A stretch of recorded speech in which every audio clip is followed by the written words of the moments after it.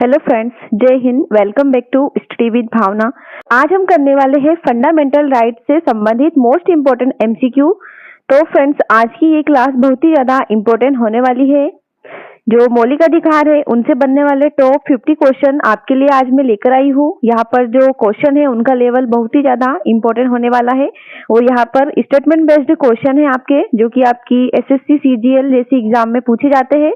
और ये क्लास आपके लिए, अगर आप किसी भी गवर्नमेंट एग्जाम की तैयारी कर रहे हैं तो सभी के लिए ये मोस्ट इम्पोर्टेंट होने वाली है। ठीक है, तो चलिए फिर फटाफट से शुरू करते हैं। हमारा पहला प्रश्न है, भारतीय संविधान के किस भाग में मौलिक अधिकारों का वर्णन किया गया है? फ्रेंड्स, भारतीय संविधान में अनुच्छेद 12 से लेके 35 तक जो मौलिक अधिकार है उनका वर्णन किया गया है। और ऑप्शन नंबर बी, जो भाग 3 है उसमें मौलिक अधिकारों का वर्णन किया गया है। ठीक है, याद रखेंगे दोस्तों। मौलिक अधिकार यानी कि जो फंडामेंटल राइट है वो व्यक्ति की स्वतंत्रता और गरिमा की रक्षा करते हैं। ठीक है, और हमें भारतीय संविधान से प्राप्त है ये। और फ्रेंड्स, जो मूल संविधान था उसमें पहले कितने 7 मौलिक अधिकार थे, लेकिन वर्तमान में कितने हैं? 6 मौलिक अधिकार। ठीक है, तो जो संपत्ति का अधिकार था उसे मौलिक अधिकारों से हटा दिया गया है और उसे कानूनी जो अधिकार है उस दायरे में आर्टिकल 301 के तहत रखा गया है। तो ये पॉइंट है जो कि मोस्ट इंपोर्टेंट होने वाला है। ठीक है, संपत्ति का अधिकार हटा दिया है। इससे अब हमारे संविधान में कितने टोटल 6 मौलिक अधिकार बचे हैं। ठीक है, तो जो इसका आंसर हो जाएगा ऑप्शन नंबर बी, जो भाग 3 है उसमें मौलिक अधिकारों का वर्णन किया गया है। ठीक है, चलिए नेक्स्ट है, भारतीय संविधान के आर्टिकल 14 के तहत किस अधिकार की गारंटी दी गई है? यहाँ पर पूछा है अनुच्छेद 14 के तहत। तो फ्रेंड्स, समानता का अधिकार है अनुच्छेद 14 के तहत। ठीक है, कानूनों के समान संरक्षण की गारंटी है वो देता है आर्टिकल 14। तो अनुच्छेद 14 से लेके 18 तक समानता का अधिकार देता है। ठीक है, ऑप्शन नंबर 20 का राइट आंसर हो जाएगा। ओके, नेक्स्ट है, मौलिक अधिकारों के संबंध में निम्नलिखित कथनों पर विचार करें। तो इसमें जो कथन है वो है, सभी मौलिक अधिकार केवल भारतीय नागरिकों को प्राप्त है। अनुच्छेद 14 के तहत विदेशी नागरिकों के भी संरक्षण प्राप्त कर सकते हैं। अनुच्छेद 19 में प्रदत्त स्वतंत्रता केवल भारतीय नागरिकों को प्राप्त है। अब यहाँ पर सही कथन बताना है। तो फ्रेंड्स, ऑप्शन नंबर बी यहाँ पर राइट आंसर हो जाएगा, केवल स्टेटमेंट नंबर 2 और 3। ठीक है, तो जो मौलिक अधिकार है उसके संबंध में कथन जो 2 और 3 है वो सत्य है, यानी कि अनुच्छेद 14 के तहत विदेशी नागरिक भी संरक्षण प्राप्त कर सकते हैं। ठीक है, और आर्टिकल 19 में प्रदत्त स्वतंत्रता केवल भारतीय नागरिकों को प्राप्त है। तो ये दोनों यहाँ पर कथन सही हो जाते हैं। ठीक है, चलिए नेक्स्ट है, आर्टिकल 15 के संदर्भ में निम्नलिखित कथनों पर विचार करें। तो अनुच्छेद 15 के संदर्भ में पूछा है, स्टेटमेंट है, यह केवल राज्य द्वारा किए जाने वाले भेदभाव को प्रतिबंधित करता है। इसमें धर्म, मूल वंश, जाति, लिंग या जन्म स्थान के आधार पर भेदभाव का निषेध है। और तीसरा क्या है, आर्टिकल 15 के तहत सभी प्रकार के सकारात्मक भेदभाव पर रोक है। इसमें से सत्य कथन बताना है। तो ऑप्शन नंबर है, केवल स्टेटमेंट 1 और 2 यहाँ पर सही हो जाएंगे। क्या है, यहाँ केवल राज्य द्वारा किए जाने वाले भेदभाव को प्रतिबंधित करता है। ठीक है, सही हो जाएगा ये। और धर्म, मूलवंश, जाति, लिंग या जन्म स्थान के आधार पर इसमें भेदभाव निषेध है आर्टिकल 15 के तहत। तो फ्रेंड्स, यहाँ पर दोनों स्टेटमेंट सही हो जाएंगे, लेकिन आर्टिकल 15 के तहत सभी प्रकार के सकारात्मक भेदभाव पर रोके, ये यहाँ पर गलत हो जाता है। ओके फ्रेंड्स, यहाँ पर जो कथन 3 है वो असत्य है, क्योंकि संविधान कुछ परिस्थिति में महिलाओं, बच्चों, सामाजिक और शैक्षणिक रूप से जो पिछड़े वर्ग है और SC ST के लिए भी विशेष प्रावधान की अनुमति देता है। ठीक है, तो यहाँ पर ये कथन गलत हो जाएगा। नेक्स्ट है, भारतीय संविधान के अनुच्छेद 16 के संदर्भ में निम्न में से कौन सा कथन सही है? फ्रेंड्स, यहाँ पर सही कथन बताना है, तो इसका ऑप्शन नंबर बी यहाँ पर सही हो जाएगा। यह केवल भारतीय नागरिकों के लिए सार्वजनिक रोजगार में समान अवसर की गारंटी देता है। ठीक है, option number B correct answer हो जाएगा। ठीक है, नेक्स्ट प्रश्न है, भारतीय संविधान के आर्टिकल 17 की विशिष्टता के संबंध में कौन सा कथन सही है? यह अनुच्छेद 17 अस्पष्टता से संबंधित है। ठीक है, इस प्रावधान को लागू करने के लिए संसद ने protection of civil rights act 1955 भी बनाया था। तो ऑप्शन नंबर बी इसका करेक्ट आंसर हो जाएगा। यह अस्पष्टता को समाप्त करता है आर्टिकल 17 और किसी भी रूप में इसके आचरण को दंडनीय बनाता है। ठीक है, अगला प्रश्न है, अनुच्छेद 18 के संबंध में निम्नलिखित कथनों पर विचार करें। तो फ्रेंड्स, इसमें से सही कथन बताना है, राज्य किसी व्यक्ति को सैन्य या शैक्षणिक सम्मान के अलावा कोई उपाधि प्रदान नहीं कर सकता। दूसरा है, भारत का कोई नागरिक किसी विदेश राज्य से कोई भी जो उपाधि है स्वीकार नहीं कर सकता। और तीसरा है कि राष्ट्रीय पुरस्कारों को आर्टिकल 18 के तहत उपाधि माना जाता है। अब यहाँ पर सही बताना है तो ऑप्शन नंबर ए केवल 1 और 2 यहाँ पर सही हो जाएंगे, ठीक है। क्योंकि राष्ट्रीय पुरस्कारों को आर्टिकल 18 के तहत उपाधि माना जाता है, यहाँ पर ये असत्य हो जाएगा, ठीक है। क्योंकि भारत रत्न और पद्म पुरस्कारों को सुप्रीम कोर्ट ने टाइटल्स नहीं माना है, बशर्ते उनका यूज नाम के आगे या पीछे उपाधि के रूप में ना किया जाए, ठीक है। तो यहाँ पर ऑप्शन नंबर ए इसका करेक्ट आंसर हो जाएगा, ठीक है। अगला प्रश्न है, भारतीय संविधान के अनुच्छेद 19 के अंतर्गत प्रदत्त स्वतंत्रताओं के संबंध में निम्न में से कौन सा कथन सही है। अनुच्छेद 19 के बारे में बात करें तो फ्रेंड्स इसमें से सही कथन बताना है तो ऑप्शन नंबर बी, अनुच्छेद 19 के तहत प्रदत्त स्वतंत्रता केवल भारतीय नागरिकों को प्राप्त है।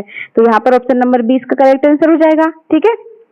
इसके अलावा फ्रेंड्स याद रखेंगे आर्टिकल 19 के तहत जो स्वतंत्रता है वो है वाक अभिव्यक्ति की स्वतंत्रता, शांतिपूर्ण निरस्त सभा करने की स्वतंत्रता, संगठन या संघ बनाने की, भारत में कहीं भी स्वतंत्र आवागमन की, निवास करने, घूमने, बसने या फिर व्यापार करने की स्वतंत्रता आती है, ठीक है।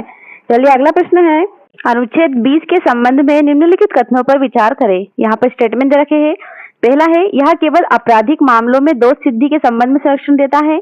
इसके तहत किसी व्यक्ति को उसी अपराध के लिए एक से अधिक बार अभियोजित या फिर दंडित नहीं किया जा सकता। और तीसरा है, यह व्यक्ति को स्वयं के विरुद्ध साक्ष्य देने के लिए बाध्य किए जाने से संरक्षण देता है। अब यहाँ पर सही बताना है फ्रेंड्स, इसका जो करेक्ट आंसर है वो है ऑप्शन नंबर डी कि 1, 2, 3 यानी कि सभी कथन यहाँ पर सही है।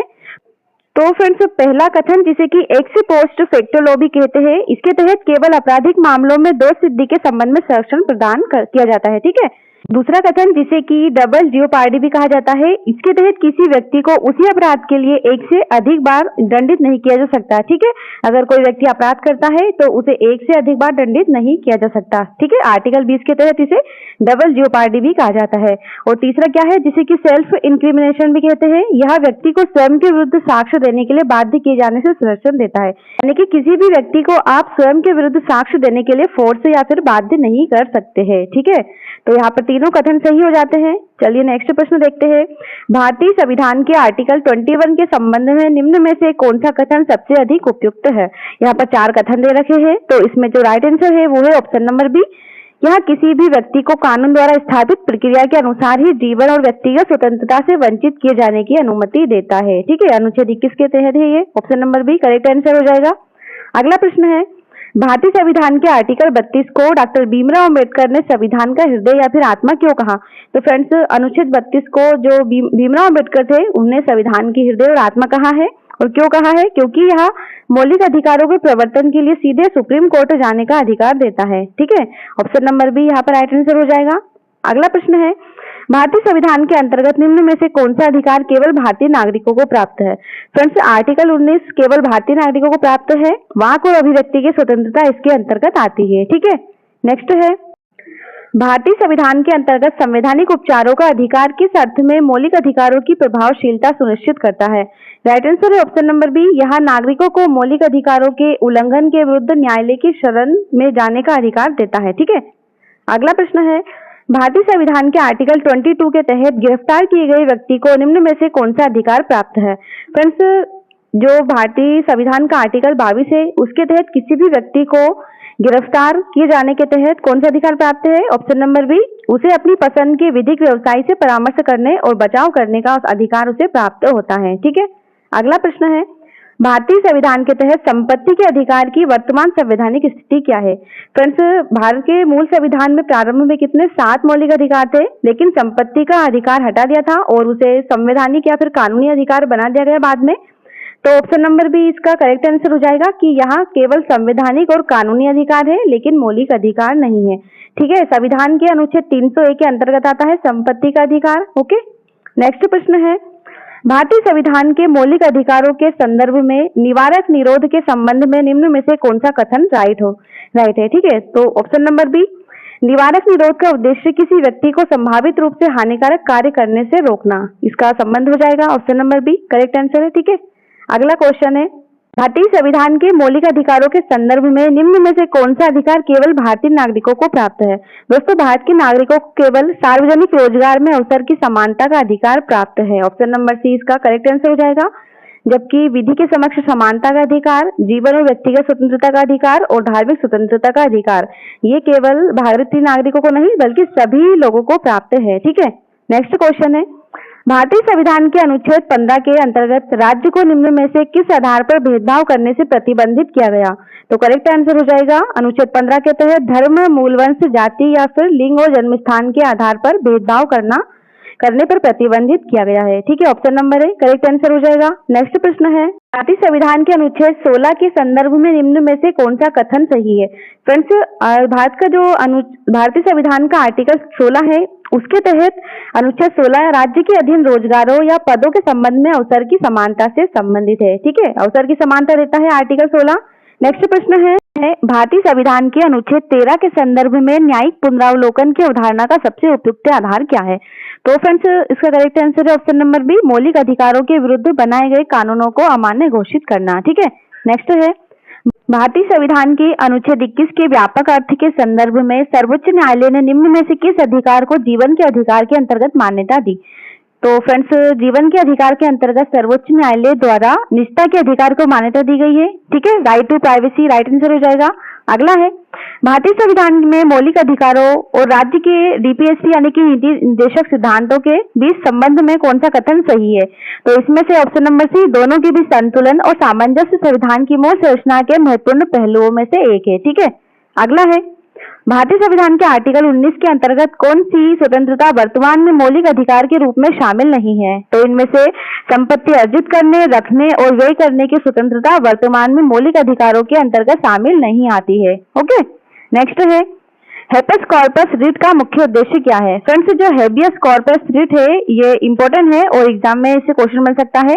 इसके अंतर्गत किसी व्यक्ति को अवैध निरोध से मुक्त करना इसका उद्देश्य हो जाएगा। ओके, नेक्स्ट है भारतीय संविधान के अनुच्छेद 21 के अंतर्गत 6 से 14 वर्ष की आयु के बच्चों के लिए किस अधिकार की व्यवस्था की गई?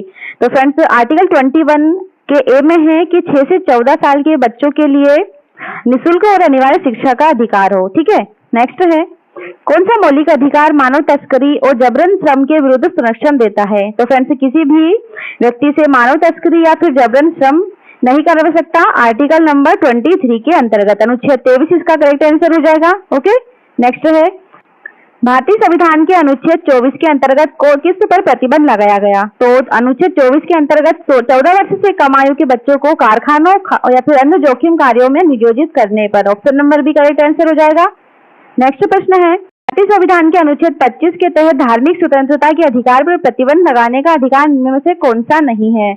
तो इसका जो अनुच्छेद 25 है उसके तहत धार्मिक स्वतंत्रता के अधिकार पर प्रतिबंध लगाने का आधार इसमें से कौन सा नहीं है? आर्थिक समानता। ठीक है, नेक्स्ट है भारतीय संविधान के अनुच्छेद 27 का मुख्य उद्देश्य क्या है? अनुच्छेद जो 27 है उसका उद्देश्य है किसी भी धर्म के प्रचार या पोषण के लिए कर देने के लिए व्यक्ति को बाध्य किए जाने से संरक्षण देना। ठीक है, option number A correct answer है इसका। नेक्स्ट है भारतीय संविधान के आर्टिकल 29 और 30 का मुख्य उद्देश्य क्या है? Correct answer option number C हो जाएगा, शैक्षिक और सांस्कृतिक अधिकार। ठीक है, अनुच्छेद 29 और 30 में है ये। नेक्स्ट है भारतीय संविधान के अंतर्गत निम्न में से कौन सी रिट किसी व्यक्ति के सार्वजनिक पद पर वैध अधिकार को चुनौती देने के लिए जारी की जाती है? Right answer option number C है, quo warranto writ. Okay, quo warranto इसका राइट आंसर हो जाएगा। अगला है आर्टिकल 32 और जो 226 अनुच्छेद है उसके बीच महत्वपूर्ण अंतर क्या है? तो इसके बीच में महत्वपूर्ण अंतर है कि अनुच्छेद 32 के तहत सर्वोच्च न्यायालय और आर्टिकल 226 के तहत उच्च न्यायालय रिट जारी कर सकते हैं। तो ये क्वेश्चन जो कि मोस्ट इंपोर्टेंट है, ठीक है, स्टार मार्क कर लेंगे, इस पर आ सकता है ये। नेक्स्ट है भारतीय संविधान के अनुच्छेद के किस संसद को सशस्त्र बलों आदि के सदस्यों के मौलिक अधिकारों को सीमित या संशोधित करने की शक्ति प्राप्त है? राइट आंसर है ऑप्शन नंबर बी, आर्टिकल 33 के तहत। नेक्स्ट प्रश्न है भारतीय संविधान के अनुच्छेद 35 के संबंध में कौन सा कथन सही है? तो अनुच्छेद 35 क्या कहता है? यह कुछ विशेष मौलिक अधिकारों से संबंधित विषयों पर कानून बनाने की शक्ति केवल संसद को देता है। कौन सा? अनुच्छेद 35। ठीक है, अगला है भारतीय संविधान के आर्टिकल 14 के संदर्भ में जो युक्तिकरण वर्गीकरण है इसका सिद्धांत किस बात को स्वीकार करता है? तो फ्रेंड्स, जो रीजनेबल क्लासिफिकेशन है इसका सिद्धांत correct answer option number B हो जाएगा, असमान परिस्थितियों वाले व्यक्तियों के साथ तर्क संगत आधार पर अलग व्यवहार। ठीक है, नेक्स्ट है भारतीय संविधान के अनुच्छेद 20 में निहित डबल जेपॉर्डी का सिद्धांत का आशय क्या है? जैसे कि पहले भी बताया है, किसी भी व्यक्ति को एक ही अपराध के लिए एक से अधिक बार अभियोजित और दंडित नहीं किया जा सकता। ठीक है, option number B correct answer हो जाएगा। अगला है भारतीय संविधान के अनुच्छेद 20 के सबटाइटल 3 के तहत आत्म अभिशंसन के विरुद्ध संरक्षण किससे संबंध है? करेक्ट आंसर है ऑप्शन नंबर सी, अपराध के आरोपी व्यक्ति को। ओके, नेक्स्ट है, निम्न में से कौन सा अधिकार भारतीय संविधान के अनुच्छेद 25 के तहत स्पष्ट रूप से शामिल नहीं है? करेक्ट आंसर है धर्म के आधार पर राज्य से आर्थिक सहायता प्राप्त करने का अधिकार। ठीक है, अनुच्छेद 25 के तहत ये शामिल नहीं है, बाकी के ये तीनों है शामिल। ठीक है, नेक्स्ट है, भारतीय संविधान के अनुच्छेद 30 के तहत अल्पसंख्यकों को निम्न में से कौन सा अधिकार प्राप्त है? फ्रेंड्स, अल्पसंख्यकों को अपनी पसंद के शैक्षणिक संस्थान स्थापित करने और प्रशासित करने का अधिकार प्राप्त है आर्टिकल 30 के तहत। ठीक है, नेक्स्ट है, निम्न में से कौन सा मौलिक अधिकार आपातकाल की स्थिति में भी सामान्यतः निलंबित नहीं किया सकता? तो फ्रेंड्स, ऐसा कौन सा मौलिक अधिकार है जो कि आपातकाल में भी निलंबित नहीं किया सकता? तो जो राइट आंसर है वो है ऑप्शन नंबर बी, आर्टिकल 20 और 21 के अधिकार। ठीक है, नेक्स्ट है, भारतीय संविधान के किस प्रावधान के तहत राष्ट्रपति राष्ट्रीय आपातकाल के दौरान कुछ मौलिक अधिकारों के प्रवर्तन के लिए न्यायालय जाने के अधिकार को निलंबित कर सकते हैं? तो इसका जो राइट आंसर है वो है ऑप्शन नंबर सी, आर्टिकल 359 के तहत। नेक्स्ट है, भारतीय संविधान के अनुच्छेद 358 के संबंध में कौन सा कथन सही है? आर्टिकल 358 क्या कहता है? यह केवल युद्ध या बाहरी आक्रमण के आधार पर घोषित राष्ट्रीय आपातकाल के दौरान आर्टिकल 19 से संबंधित प्रावधान को प्रभावित करता है। ठीक है, ऑप्शन नंबर बी यहाँ पर राइट आंसर हो जाएगा। नेक्स्ट है, मूल संरचना सिद्धांत जो बेसिक स्ट्रक्चर डॉक्ट्रिन के संबंध में कौन सा मामला भारतीय संविधान के इतिहास में सबसे महत्वपूर्ण माना जाता है? तो मूल संरचना सिद्धांत कौन सा है इससे संबंधित? केशवानंद भारती बनाम केरल राज्य केस। ठीक है, अगला है, मेनका गांधी बनाम भारत संघ मामले का आर्टिकल 21 के व्याख्या पर प्रमुख प्रभाव क्या था? तो मेनका गांधी बनाम जो भारत संघ का मामला था उसमें जो अनुच्छेद 21 है उसके तहत विधि द्वारा स्थापित प्रक्रिया को न्याय संगत, उचित और तर्क संगत प्रक्रिया से जोड़ा गया। ठीक है, ऑप्शन नंबर बी यहाँ पर राइट आंसर हो जाएगा।